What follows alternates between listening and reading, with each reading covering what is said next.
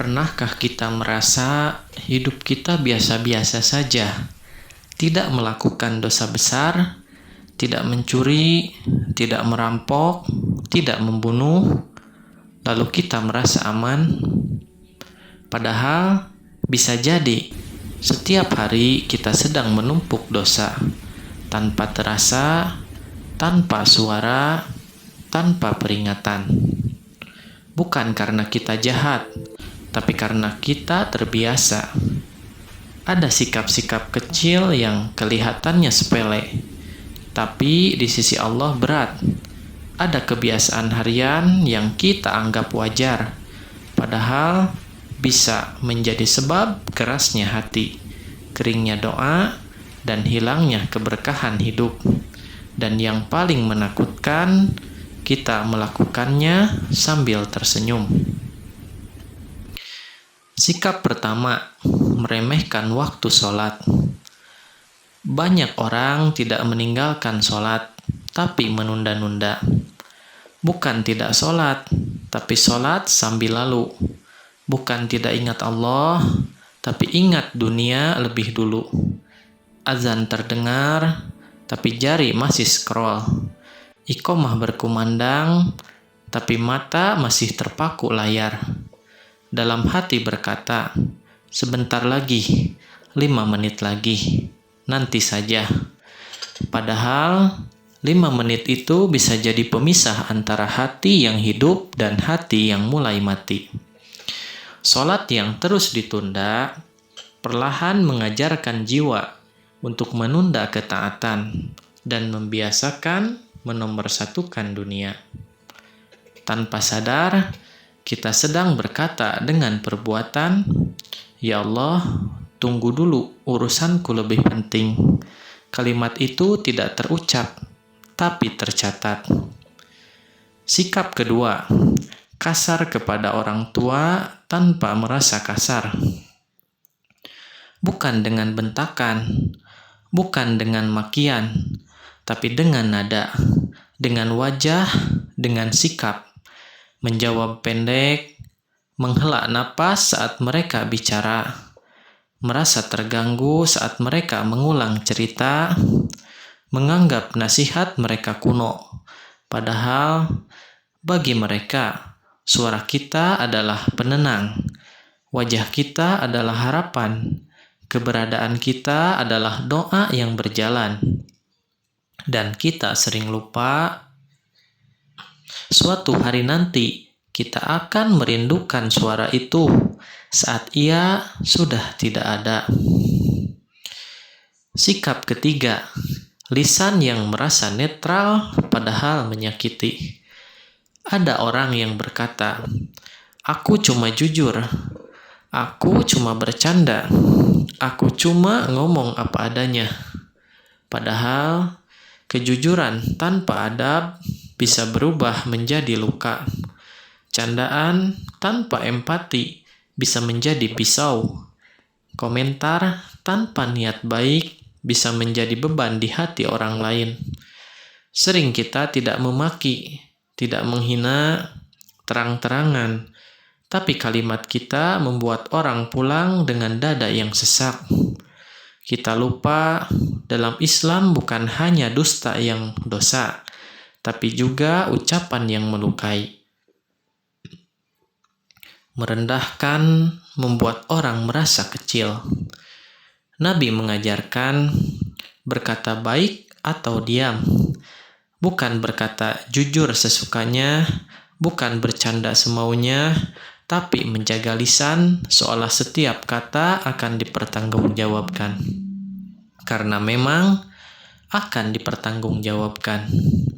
Sikap keempat, sibuk menilai, lupa memperbaiki. Kita hidup di zaman di mana menilai lebih mudah daripada mendoakan. Melihat orang salah, kita komentari. Melihat orang jatuh, kita bahas.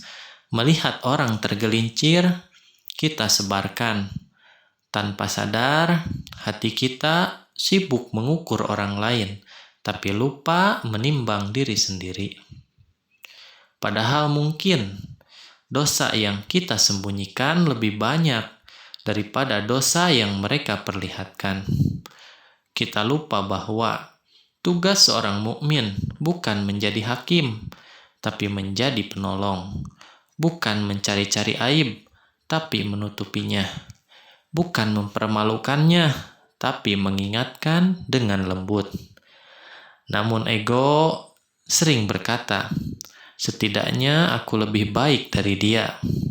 Kalimat itu terdengar sepele, tapi bisa meruntuhkan seluruh pahala. Karena di dalamnya ada kesombongan yang halus, yang tidak terasa tapi berat di sisi Allah. Sikap kelima, merasa baik lalu meremehkan taubat. Ini yang paling berbahaya. Bukan orang yang jatuh dalam dosa, tapi orang yang merasa tidak punya dosa. Bukan yang sering menangis dalam sujud, tapi yang jarang merasa perlu menangis. Merasa sholat sudah cukup, merasa sedekah sudah ada, merasa tidak seburuk orang lain. Lalu hati berkata, aku baik-baik saja. Padahal hati yang baik selalu merasa kurang, selalu merasa butuh ampunan, selalu takut jika amalnya tidak diterima. Sedangkan hati yang mulai keras merasa aman, merasa sudah sampai, merasa tidak perlu terlalu sering kembali. Padahal taubat bukan hanya untuk pendosa besar, tapi untuk setiap jiwa yang masih bernapas. Dan dari kelima sikap ini kita mulai sadar satu hal. Banyak dosa yang tidak terasa, banyak kesalahan yang tampak biasa, banyak kelalaian yang terlihat wajar. Sampai suatu hari hati terasa kosong, doa terasa berat, ibadah terasa hambar. Bukan karena Allah menjauh, tapi karena kita yang perlahan menjauh, sedikit demi sedikit tanpa kita sadari. Namun kabar baiknya, pintu itu belum tertutup. Selama dada masih bisa bergetar, selama mata masih bisa basah, selama hati masih bisa merasa bersalah, itu tanda Allah masih memanggil, dan disitulah harapan itu hidup. Di bagian berikutnya nanti kita akan masuk ke bagian yang lebih dalam tentang bagaimana Allah menegur hamba-Nya dengan lembut, tentang bagaimana ujian kecil sebenarnya adalah panggilan pulang, dan tentang bagaimana satu kesadaran bisa mengubah arah hidup seluruhnya. Ada satu hal yang sering tidak kita sadari. Allah jarang menegur hamba-Nya dengan suara keras. Allah lebih sering menegur dengan rasa, dengan hati yang tiba-tiba gelisah, dengan doa yang terasa hampa, dengan hidup yang terasa sempit, padahal tidak kurang apa-apa. Bukan karena rezeki kurang, tapi karena hati sedang dijauhkan dari keberkahan. Dan saat itulah sebenarnya Allah sedang berkata dengan cara yang sangat lembut, pulanglah, aku merindukanmu. Kadang Allah menegur lewat kehilangan kecil, lewat rencana yang gagal, lewat harapan yang tidak terwujud, lewat air mata yang jatuh tanpa sebab yang jelas. Bukan untuk menyakiti, tapi untuk menyadarkan. Karena manusia sering baru menunduk saat pundaknya terasa berat, sering baru berdoa dengan sungguh-sungguh saat tidak ada lagi yang bisa diandalkan selain Allah. Disitulah kita mulai mengerti, ujian bukan selalu hukuman, seringkali ia adalah panggilan cinta. Seperti seorang ibu yang memanggil anaknya pulang karena hari sudah gelap, dari jalanan sudah tidak aman. Allah pun memanggil hamba-Nya saat dunia mulai membuatnya lupa arah. Bukan dengan petir, tapi dengan rasa hampa. Bukan dengan teriakan, tapi dengan kegelisahan.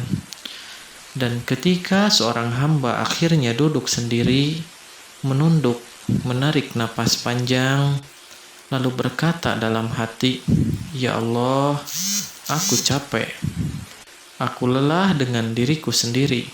Saat itulah pintu taubat sebenarnya sudah terbuka lebar, karena Allah tidak menunggu kita suci untuk menerima kita. Allah menunggu kita kembali meski penuh luka, meski penuh dosa, meski penuh salah. Allah hanya ingin satu hati yang jujur mengakui, "Aku butuh Engkau ya Rob." Dan disinilah hidup mulai berubah.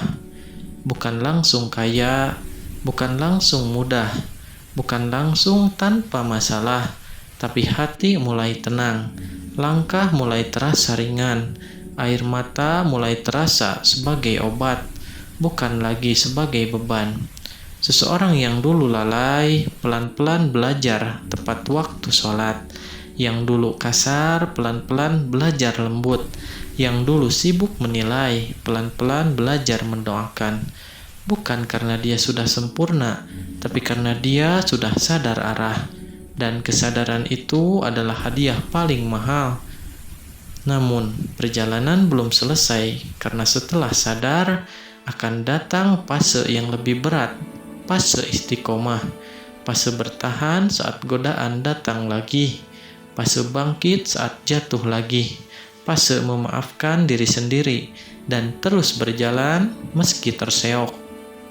Dan di sanalah kisah ini akan berlanjut tentang bagaimana hati yang pernah jauh belajar tetap dekat, tentang bagaimana iman yang pernah redup belajar kembali menyala, tentang bagaimana seseorang yang dulu hampir menyerah akhirnya berkata, "Aku tidak mau jauh lagi darimu ya Allah, meski aku masih sering jatuh.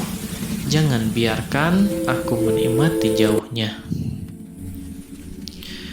Ada satu titik dalam hidup seseorang di mana ia tak lagi meminta dunia berubah. Tapi ia meminta hatinya yang diubah. Bukan lagi, "Ya Allah, kenapa hidupku begini?"